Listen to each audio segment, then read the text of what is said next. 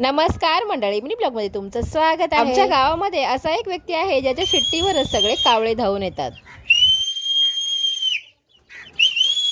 तर तुम्ही पाहिलेच असेल, नुसते शिट्टीवरच एवढे सगळे कावळे जमा झालेले आहेत। आपण कावकावच्या दिवशी घास चिरताना कावळ्यांना आवाज दिला तरी एक कावळं सुद्धा जमा होत नाही। याच्या एका शिट्टीवरच एवढे सगळे कावळे जमा झाले। प्राण्यांना किंवा पक्ष्यांना एकदा प्रेम लावलं की ते सुद्धा आपल्याला लळा लावतात। पाळीव प्राण्यांवर बरेच जण प्रेम करतात, पण असा कावळा प्रेमी मी पहिल्यांदाच पाहिला। ऐकून मला आधी खरं वाटत नव्हतं, पण प्रत्यक्षात जेव्हा मी हे पाहिलं त्यावेळी मला खरोखर विश्वास बसला। तरी आज खूप कमी कावळे होते, पण याच्यापेक्षा दुप्पटीने इथे कावळे जमा होतात। तर कावळ्यांसोबत आज मी ते 2 कासव सुद्धा पाहिले। तर चला सकाळ सकाळ कावळ्यांचे दर्शन घेऊन नंतर मी माझ्या कामाला लागले। सकाळची सगळी कामं वगैरे आवरून झाल्यानंतर डोशांसाठी पीठ तयार करायला घेतला। रात्रीच डाळ आणि तांदूळ भिजत ठेवले होते आणि सकाळी ते मी वाटून घेतले। दुपारची जेवण वगैरे आवरल्यानंतर थोडा वेळ आराम केला आणि एडिटिंग वगैरे करून झाल्यानंतर संध्याकाळी डोसे करायला घेतले। तर चला मंडळी, मिनी ब्लॉग संपलेला आहे। आता उद्या भेटूया।